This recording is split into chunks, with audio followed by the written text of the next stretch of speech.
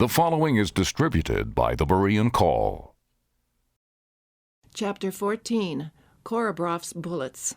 As winter progressed, the aches and pains slowly diminished, and I was left with only a swelling and an occasional pounding headache as reminders of my brutal interrogation. Our classes were always inside now, each of us getting as close to the heater as we dared. It was too cold for our singing groups to practice in the basement, and Malin had a hard time keeping up with the demand for her book reviews. To be left alone, overlooked, forgotten, this was what we all hoped for. We'd learned long ago that special attention usually spelled trouble. "Maria Linke, report to Lieutenant Khorobrov," came the call one January morning. The hangman, please God, not again. Hadn't I had enough? This time when I faced him, there was no smile, no pretense. The piercing eyes looked at me pitilessly from beneath his closely shaven skull. "Maybe you've learned something since the last time we met. I was generous then. I'm still willing to be generous. But—" His voice rose as he wrenched himself up from his chair. "Be stubborn like you were before, and I'll squash you like a fly."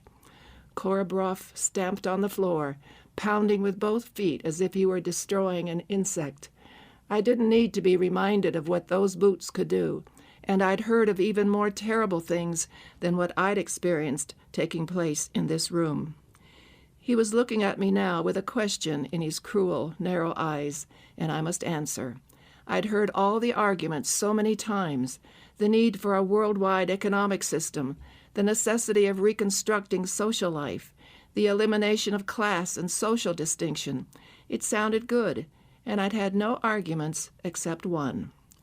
"Lieutenant Khorobrov," I said with more courage than I felt, "what you and the rest have tried to explain to me I can't contradict. But there is one thing that makes it all impossible for me. The party is officially against religion, against a belief in God. I do believe in God. Nothing can change that." There, I'd said it. "Whosoever shall deny me before men," Jesus had said, "him will I also deny before my Father which is in heaven." God helping me, I wouldn't be one of those. Across the desk, Khorobrov put his hand to his holster and drew out his gun. I remember looking into its small, dark barrel and thinking how much better it was to die this way than under his boots. "Do you still believe in God?" There was venom in his voice as he spat out the words, and 2 red spots glowed on his pale cheeks. "Your bullets have nothing to do with whether I believe in God or not," I replied. "They can't kill me unless God allows it. I'm ready to go if it's my time.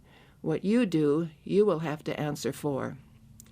He pulled the trigger, and nothing happened. No explosion, no blinding flash of light, no angel songs, no sudden entrance into God's presence. Nothing.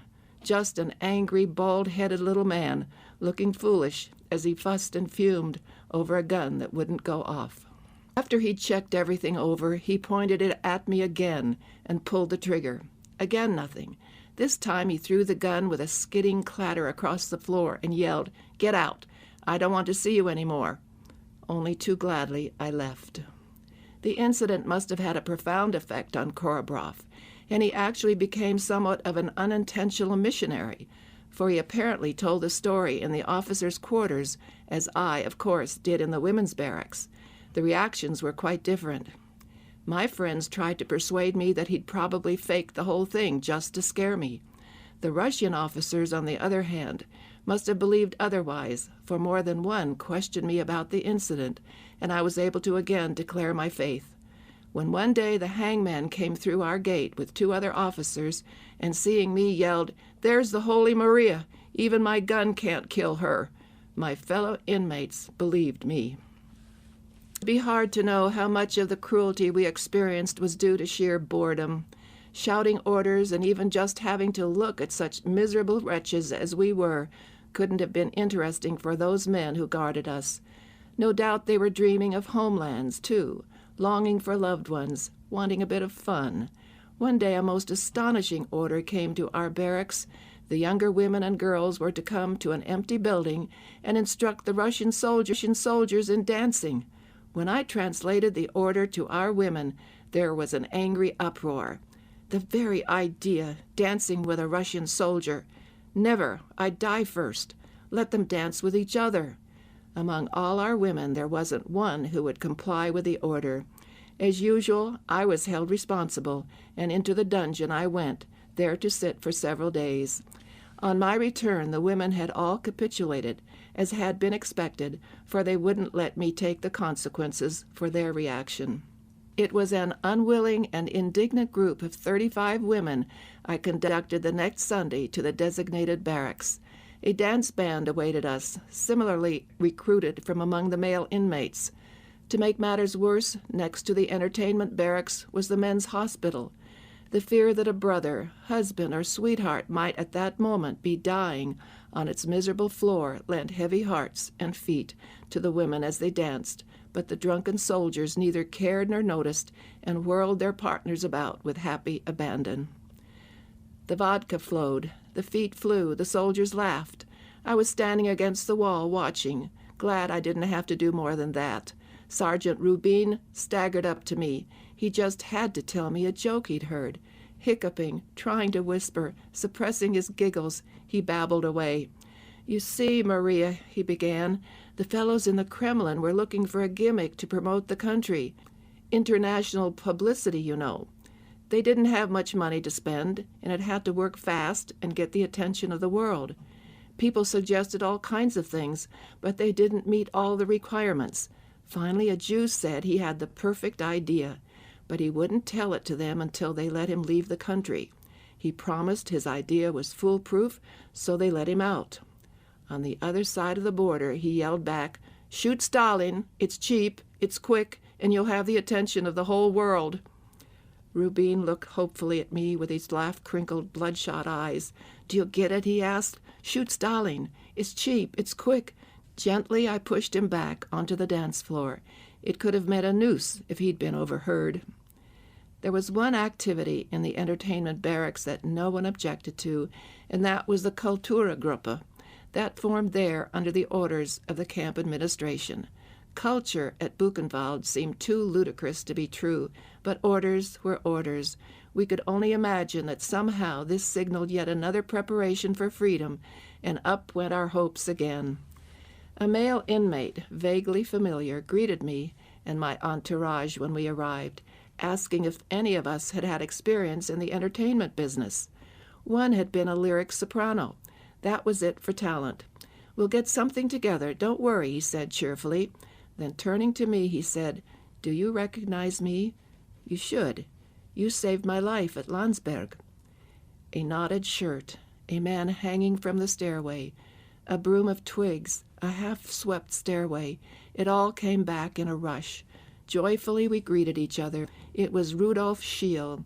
I learned now his eminent qualifications for leading our Kulturgruppe.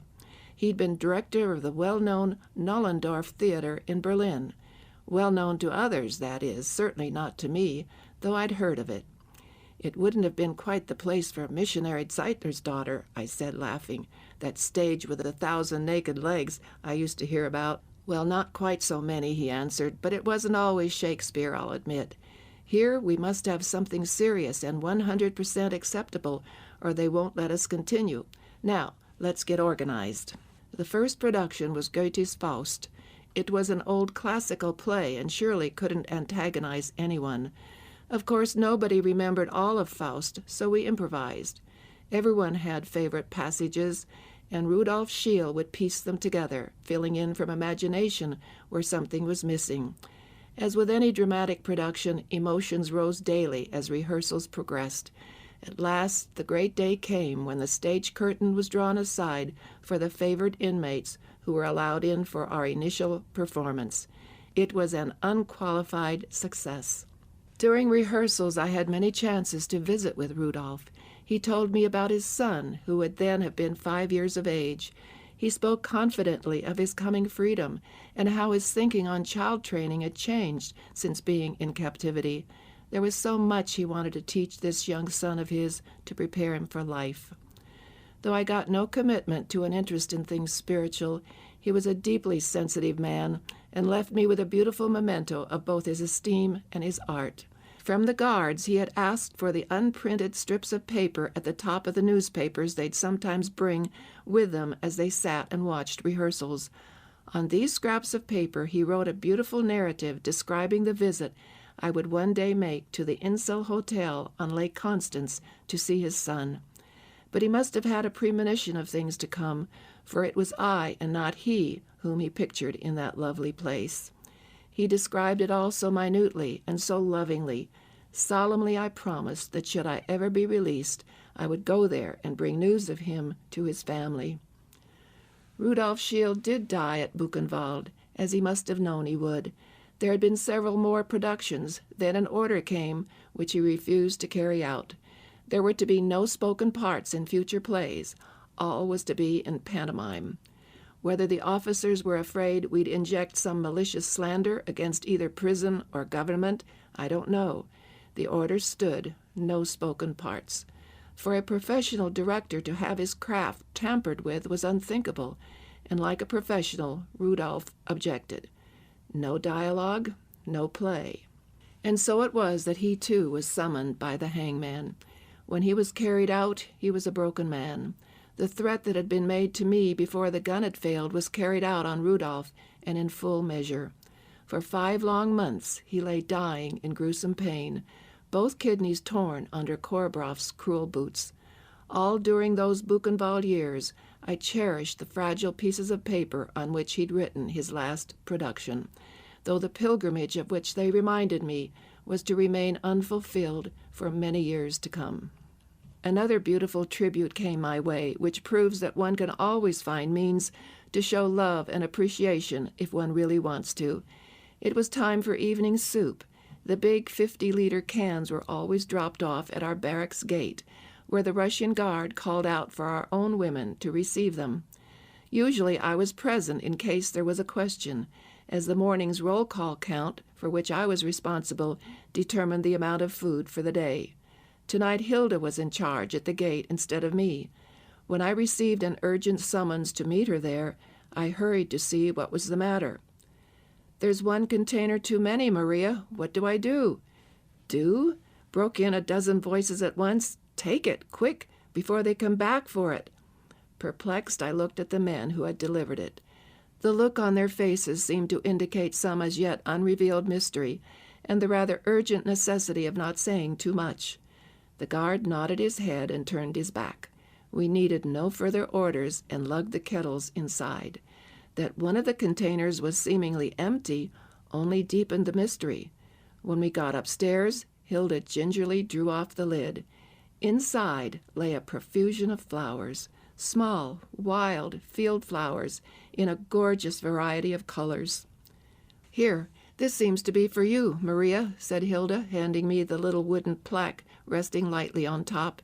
It was one of the thin boards on which each barrack marked down its daily inmate count for the kitchen. In happy bewilderment, I read the words inscribed on it. "Happy birthday, Maria. 16,000 men wish you freedom soon and want to thank you for making life easier for us."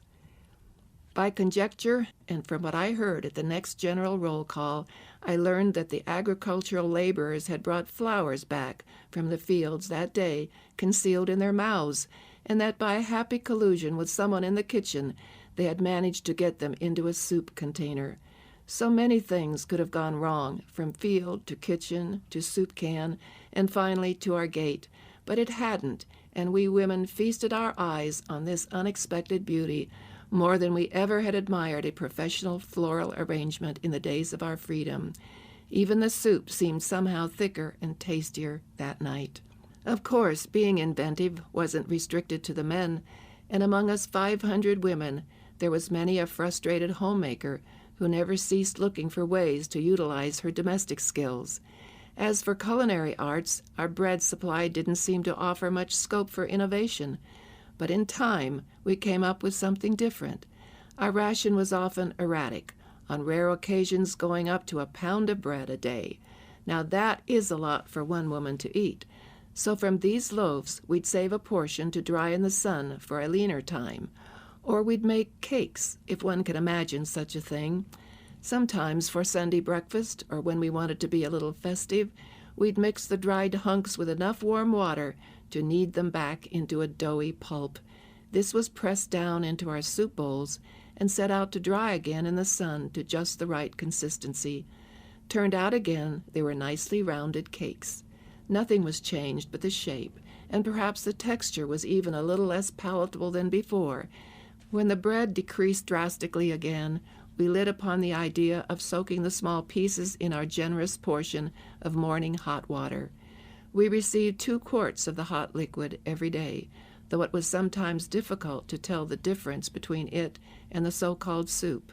We all dunked and watched in fascination as the hard pieces swelled, and then examined in even greater fascination the strange bits which floated to the top. Sawdust. Our bread had sawdust filler.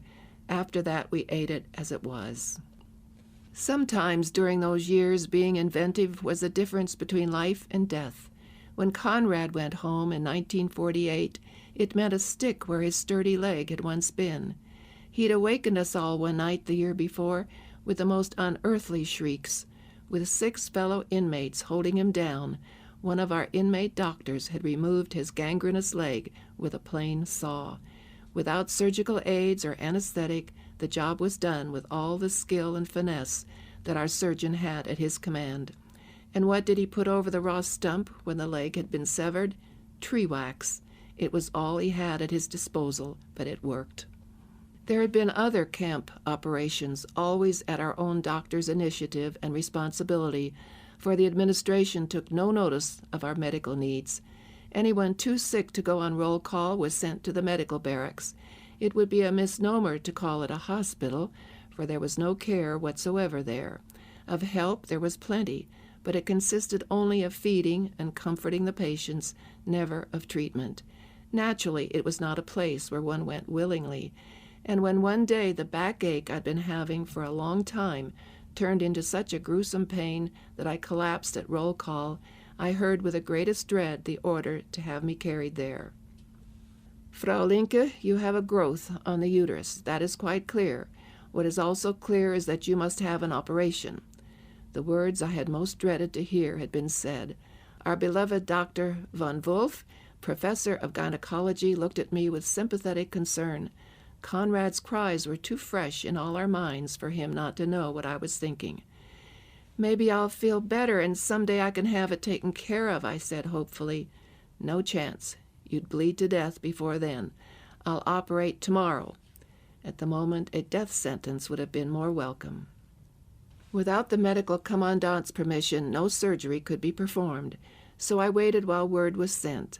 Our good medical officer had been replaced, but I had no doubt that the required permission would be given. They needed me too much to lose my services like this. Yes, we'll go ahead tomorrow, von Wolf informed me shortly. But you're worried, Maria. Naturally. I'd like to tell you a little story. It might make you feel better. After the news I'd just gotten, I doubted that any story could make me feel better, but I listened nevertheless. When I finished my medical studies, he began, my father sent me on a trip around the world. I went with a colleague, and of course we had many interesting experiences. We were in a remote part of Africa when one of our porters got a severe case of appendicitis. It was in danger of rupturing, and I knew he'd die if he didn't have it taken care of. Now listen carefully, Maria. That man had his operation there in the jungle, and he didn't feel a thing. In a few days he was well enough to be transported to the main camp, where he made a complete recovery. God helping me, I'm going to do the same thing for you. The next day I discovered for myself that Professor von Wolf's secret anesthetic worked. I was hung upside down, not on a tree, but from a beam on the medical barracks ceiling, blankets passing over each of my shoulders and tied to the beam, ankles tied as well, and 4 men holding my body stationary. Unconsciousness came quickly, and I knew nothing until I woke up again on one of the beds. Well, how's the patient? The doctor's kindly face was bent over me. Could it be over? Impossible. I was a mass of pain, but it was my shoulders and chest that were bothering me the most, not my abdomen. I felt as if I'd been stretched on a rack. You should make a good recovery, Maria. I removed a large growth the size of an apple and 7 smaller ones. Now you're nicely sewed back together with nylon parachute thread," he laughed. "I've done the best I could with my skill. Now God must add his blessing to it. With his help you'll live many a year yet." There were many times during the next week when I would have preferred to die, and I pleaded with God to take me. Always before me, however, was the thought that I was somehow still needed in this place. After 4 weeks of painful recovery, I was again back in my own barracks, and it was 6 more years before I could have the thorough tests that would confirm that God had indeed added his blessing to Dr. von Wolf's work. After my convalescence, I was sent to the laundry room to work. It was a big place with its huge commercial machinery that washed and ironed not only the staff uniforms, but the clothes and linens of the officers' families as well. Mostly men worked there, but the directions as to the right amount of starch and the correct pleat on a pair of trousers always came through me, so I was busy once more. The building became the news hub of the camp. There were snatches of the officers' conversations to overhear and piece together. There was news of departing and arriving transports, and there was just plain gossip, as there is in any work area. Best of all, Goethe's tree grew just beside the building, the only green and growing thing to remind us of God's beautiful world of nature outside the walls. One day one of the men told me that Tony was seriously ill and was asking for me. If I wanted to see him alive, I must hurry. Tony was a rare personality. Good-natured, optimistic, popular. He'd been a trumpet player in the Berlin Philharmonic Orchestra, and he'd kept right on blowing a trumpet here in the camp orchestra. Every night at the entertainment barracks he'd end the program for the officers with a popular "Behüt dich Gott, es wär so schön gewesen." The literal translation, "God keep you, it would have been so wonderful," seemed to be the perfect expression of his philosophy. Now he lay, apparently dying, next to the entertainment barracks, where he'd smilingly bowed to the nightly applause. But how to get to Tony? That was the problem. Making a sick call wasn't exactly as it was at home. Neither did one just wander around the men's compound, even if one was an interpreter. If Tony wanted to see me, I'd have to find a way, and I did. Soon a rather unmilitary figure in a freshly laundered officer's uniform was making its way to the medical barracks, keeping well in the shadows and away from more frequented paths. Once inside the building, the officer needed no more pretense. "Where's Tony?" I asked of one of the round-eyed inmates on duty. "Maria!" she exclaimed, gulped, and led me across the straw-covered floor. One came here not to recover, but to die. It was a heartbreaking place. In our women's barracks we at least had beds, but here the men spent their last hours on the hard floor. Of help there was plenty. Almost every German woman had received Red Cross training, and sometimes as many as 50 would be called out in one day for nursing duty, though nursing consisted only in feeding and comforting the men. Almost always there was a last message, and always there were the promises, "Yes, I'll tell your wife," or "Don't worry, I'll let your parents know." No doubt as many of these promises were kept as possible, but with no paper, the passage of years, a dimming memory, it was difficult. I stepped across the last body and looked down at the form huddled at my feet. Was this really Tony? "Maria, Maria," he said hoarsely, "I'm glad you came. You've been a good friend. I'm afraid. Strange, I never was before, of anything. I've seen a lot of the world, never cared for God. Now I'm afraid to die. Tell me again what you said before, if it's not too late for me." During the next hour, I shared with him the story of the thief on the cross, who also opened his heart at the 11th hour and was received. "He's merciful, Tony. He wants you. That's what his death is all about," I said quietly. "Shall we pray?"